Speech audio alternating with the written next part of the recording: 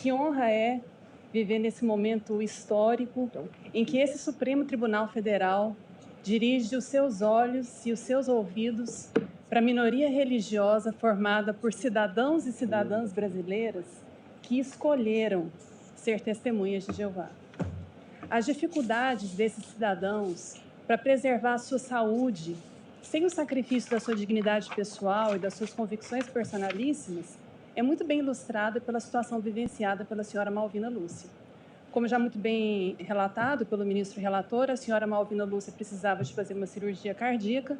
O cirurgião dela, o Dr. José Vanderlei, concordou em realizar a cirurgia sem transfusão de sangue, mas a administração hospitalar cancelou a cirurgia e mandou a paciente, que já estava internada, de volta para casa sem o tratamento, porque ela se recusou a assinar um termo hospitalar consentindo, excelências, com que ela definitivamente dissente, que é o uso de transfusões de sangue no próprio corpo.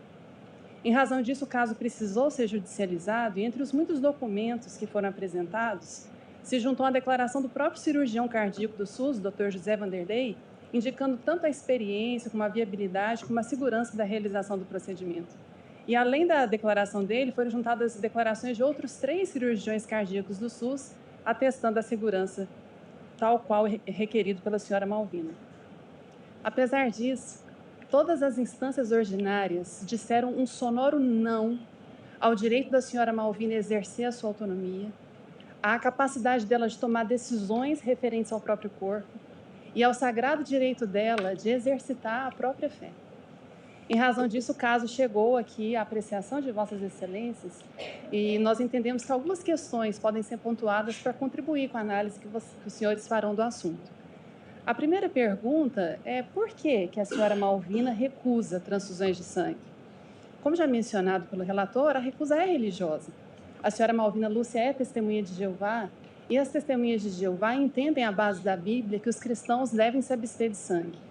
Esse entendimento ele é baseado em versículos da Bíblia, como, por exemplo, o livro de Atos dos Apóstolos, capítulo 15, versículos 28 e 29. Recusar transfusões de sangue, excelências, para a senhora Malvina é tão importante que, onde quer que ela vá, ela porta consigo um cartão.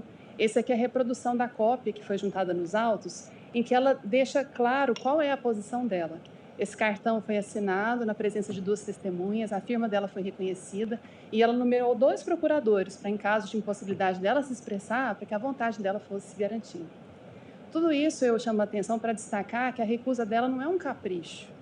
Recusar a transfusão de sangue para a senhora Malvina está estritamente ligado ao exercício da dignidade pessoal dela e para ela poder viver em paz com ela mesma e com Deus que ela tanto ama, Jeová.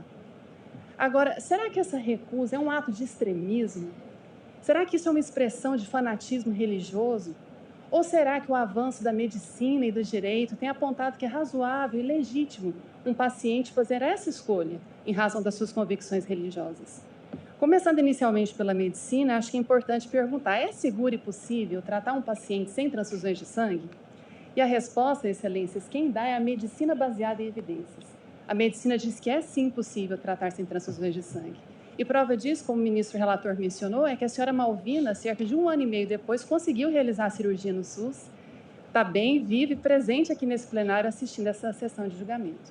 Agora, além do caso específico dela, algo que merece ser chamado a atenção é que desde a 63ª Assembleia Mundial da Organização Mundial de Saúde, que ocorreu em 21 de maio de 2010, a Organização Mundial de Saúde recomendou que todos os Estados-membros adotassem um programa chamado Patient Blood Management, ou gerenciamento do sangue do paciente. O Estado brasileiro esteve presente nessa Assembleia Mundial e assumiu esse compromisso. O que é esse Patient Blood Management, ou PBM, como é mais conhecido? Basicamente, excelências, ela é uma abordagem sistemática, baseada na medicina com evidências, que busca gerenciar e preservar o sangue do próprio paciente. O PBM ele lida com o chamado trio mortal e de alto custo na saúde, que é a anemia, a perda de sangue e a coagulopatia. Basicamente, o objetivo do programa é preservar e conservar o sangue do paciente, prevenir e controlar a hemorragia, potencializar a formação de células sanguíneas e maximizar a tolerância do paciente à anemia. A razão da OMS ter recomendado essa abordagem em detrimento do padrão transfusional atual é porque a OMS identificou que o padrão atual ele afeta diretamente a saúde e a renda dos países, especialmente os países de baixa renda, que são os que mais transfundem.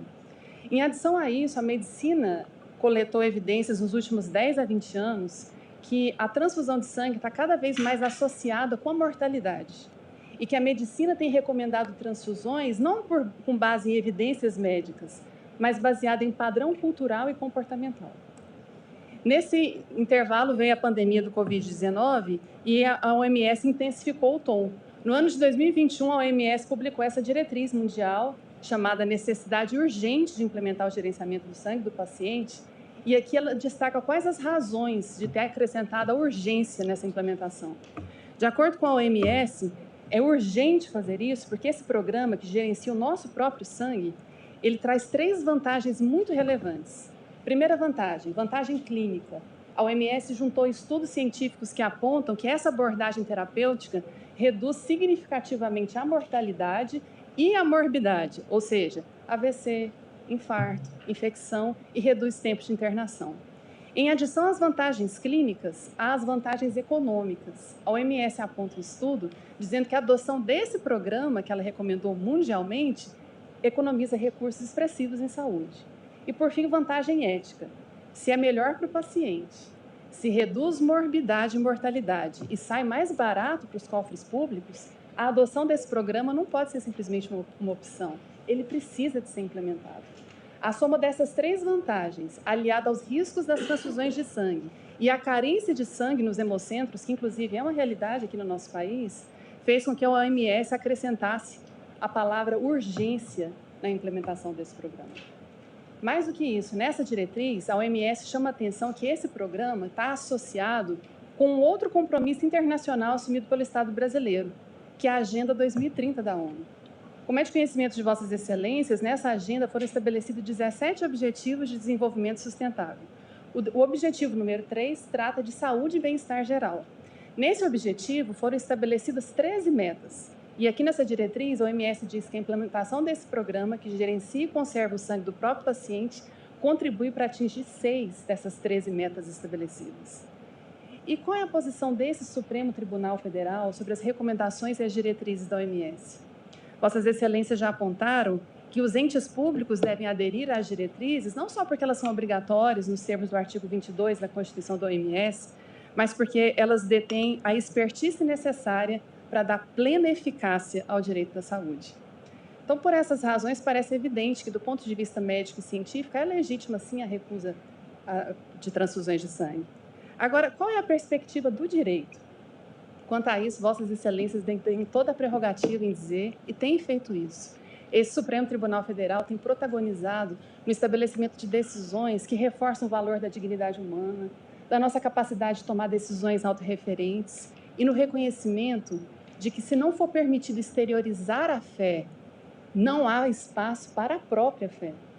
E dentre os muitos julgados que Vossas Excelências têm estabelecido os nossos direitos humanos tão preciosos, que merecem elogios e agradecimentos, eu cito a DI 6586 e 6587, que no campo da saúde, tratando o direito à autodeterminação, Vossas Excelências estabeleceram que a intangibilidade do corpo das pessoas, somada à garantia da integridade física e moral dos cidadãos, torna qualquer medida invasiva que ameaça ou comprometa a integridade física flagrantemente inconstitucional. Então, parece que, do ponto de vista do direito, um paciente adulto capaz tem o direito, sim, de estabelecer os limites do seu próprio tratamento. Agora, qual que é a perspectiva da OMS sobre a autonomia? Como é que a OMS enxerga a autonomia do paciente? Nesse respeito, eu chamo a atenção de Vossas Excelências para o tema de segurança do paciente que foi escolhido pela OMS para o ano passado. O tema foi elevar a voz dos pacientes. Entre tantos temas, por que a OMS escolheu esse tema específico? Eu gostaria de ler um trechinho. Abre aspas, a OMS diz: as evidências mostram que quando os pacientes são tratados como parceiros em seus cuidados, ganhos significativos são obtidos em segurança, satisfação do paciente e resultados de saúde. Ao se tornarem membros ativos da equipe de saúde, os pacientes podem contribuir para a segurança de seus cuidados e do sistema de saúde como um todo. Então, a OMS entende que respeitar a autonomia do paciente fortalece todo o sistema de saúde. Mas em que sentido respeitar a autonomia do paciente beneficia os profissionais da medicina, os médicos, que nós tanto respeitamos e valorizamos. Ela beneficia porque respeitar a autonomia do paciente aumenta a segurança jurídica dos profissionais médicos. Os pesquisadores notaram que, mundialmente, há um crescente aumento de demandas judiciais movidas pelos pacientes contra os seus médicos. E eles tentaram identificar qual é a razão dessa insatisfação geral dos pacientes contra os médicos que move eles a entrar contra a ação contra os profissionais. E os pesquisadores identificaram, excelências, que a causa subjacente, a raiz da insatisfação, é uma maior vontade por parte dos pacientes em participar ativamente da tomada de decisões médicas. Os pacientes não querem mais ser tratados como crianças nos seus tratamentos médicos. Eles querem ser tratados como adultos capazes e que participam na tomada de decisões que afetam o próprio corpo.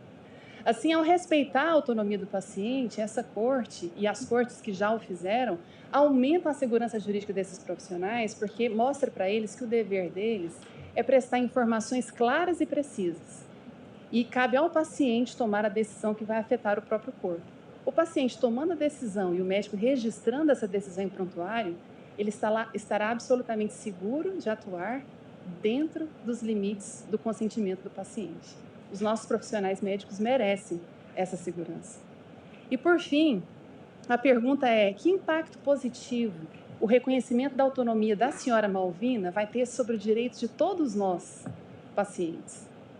É um fato histórico, a história é cheia de exemplos que a luta das minorias pelos seus direitos fortalece e robustece o direito das maiorias.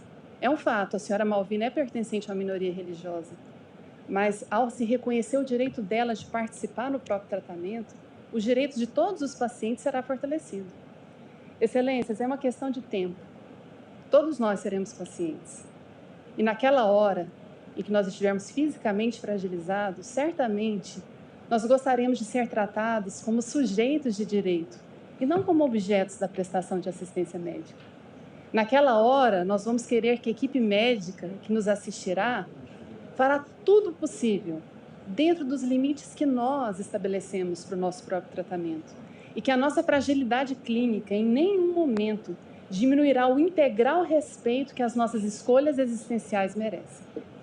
E nesse contexto, falando de liberdade religiosa e de valores tão preciosos, eu penso que nada mais apropriado que as palavras de sabedoria do que é considerado o maior homem que já viveu e fundador do cristianismo, que no Evangelho de Mateus 7,12 mencionou palavras tão impactantes que ficaram conhecidas como a regra áurea.